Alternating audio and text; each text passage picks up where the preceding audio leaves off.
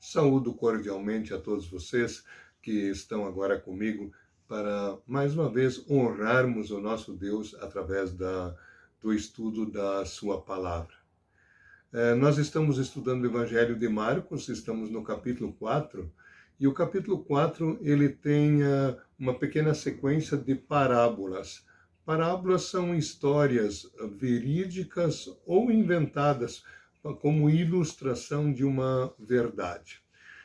No caso aqui das parábolas, nós estudamos na semana passada a primeira, a maior delas, a parábola do semeador, e nessa parábola nós tivemos três partes principais. Nós temos aquele que semeia, o semeador, a própria semente, e os tipos de solo onde cai a semente, sendo que a ênfase ali ela recai nos solos. Essas parábolas elas tratam todas do reino de Deus. O que é o reino de Deus?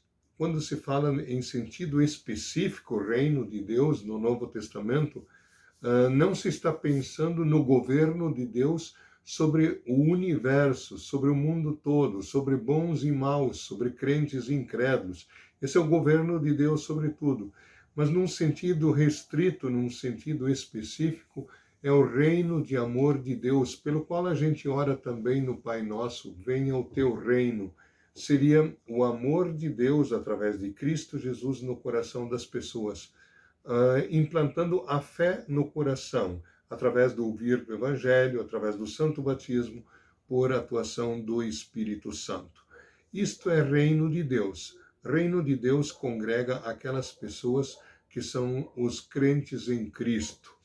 É a igreja. No Novo Testamento é a igreja, a comunhão dos santos, tudo isso é o reino de Deus.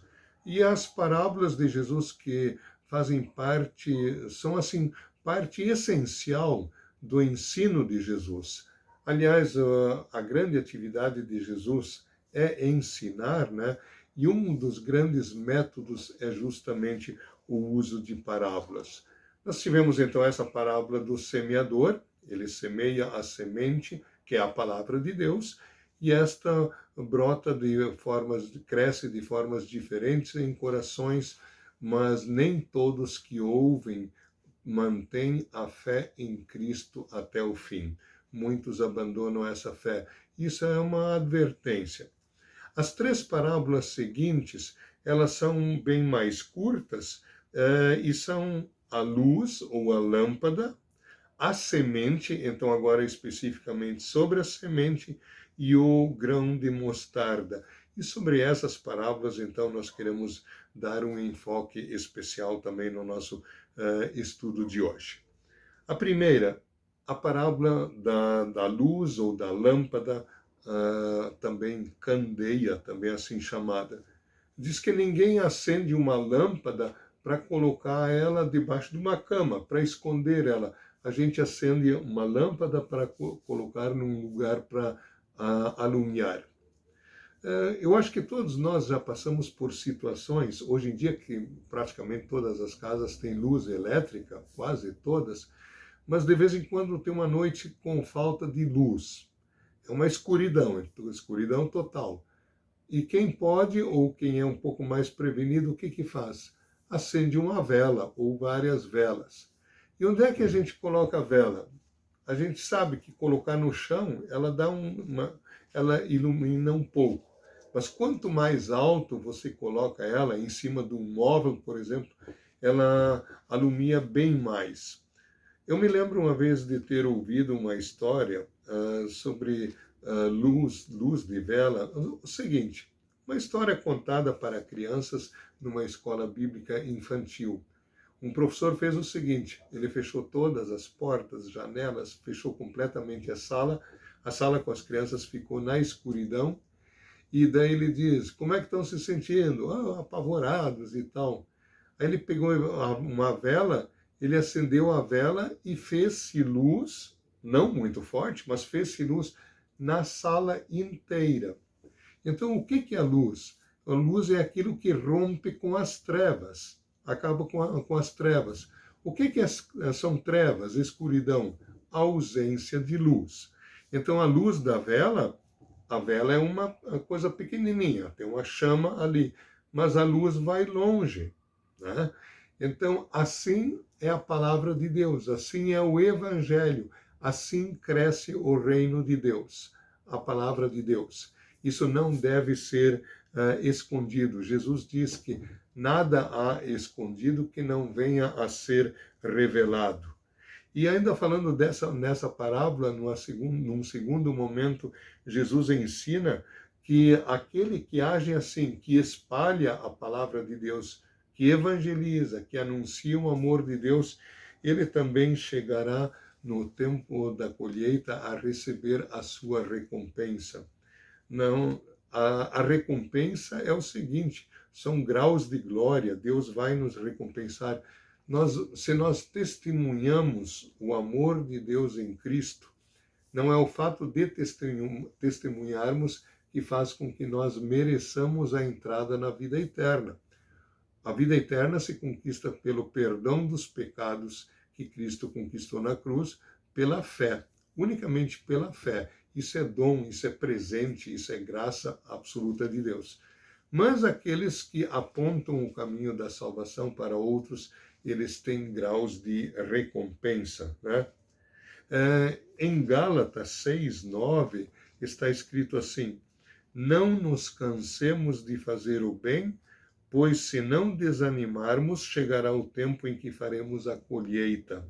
E no versículo seguinte, Gálatas 6:10, diz: façamos o bem a todos, mas principalmente aos da família da fé, aos irmãos da família da fé. O fazer o bem tem os mais diversos sentidos, ajudar a pessoa em todas as suas necessidades, mas a maior necessidade de todo ser humano é a necessidade da alma, é o perdão dos pecados e a vida eterna.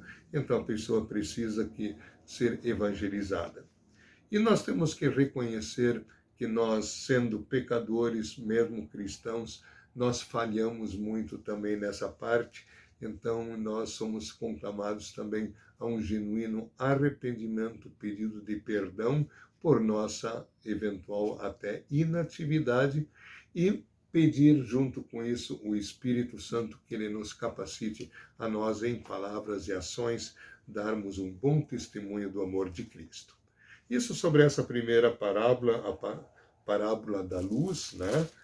Aí nós já vamos para a seguinte, a semente. A semente é a palavra de Deus. Aí diz Jesus que o poder está dentro dela mesma, né? Ela é curtinha, eu leio aqui a parábola da semente, Marcos 4, 26 a 29. Jesus disse: o reino de Deus é como um homem que joga semente na terra. Quer ele esteja acordado, quer esteja dormindo, ela brota e cresce, sem ele saber como isso acontece. É a própria terra que dá o seu fruto.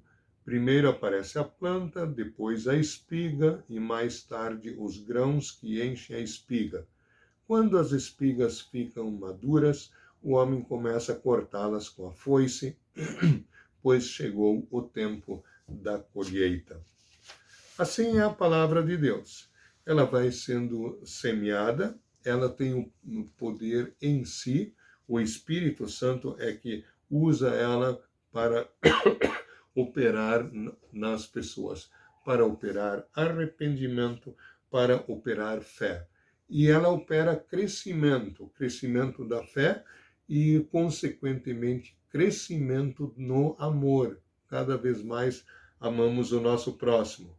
Então, assim como uma planta, ela nasce, germina a semente, depois nasce a planta, ela cresce, com o tempo ela dá espigas, essas espigas amadurecem e no final elas vão ser colhidas, provavelmente uma referência de Jesus aí ao juízo final, ao dia da grande colheita, quando os anjos de Deus recolherão os que pertencem a Cristo para ele, né? Então, o poder não está no semeador, o poder não está no coração de quem recebe, o poder de Deus está na semente, que é o Evangelho, é a palavra de Deus. assim é o reino de Deus. A palavra opera, mesmo que a gente não veja isso, ou como diz aí, mesmo que o agricultor esteja dormindo, ou a semente, ela produz aquilo para que ela foi designada de qualquer forma, o poder está dentro dela mesma. E a terceira e última parábola é a da semente, o grão de mostarda.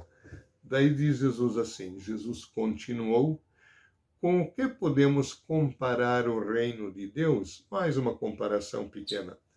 Que parábola ou comparação podemos usar para isso? Ele é como uma semente de mostarda, que é a menor de todas as sementes, mas depois de semeada cresce muito até ficar a maior de todas as plantas, e os seus ramos são tão grandes que os passarinhos fazem ninhos entre as suas folhas.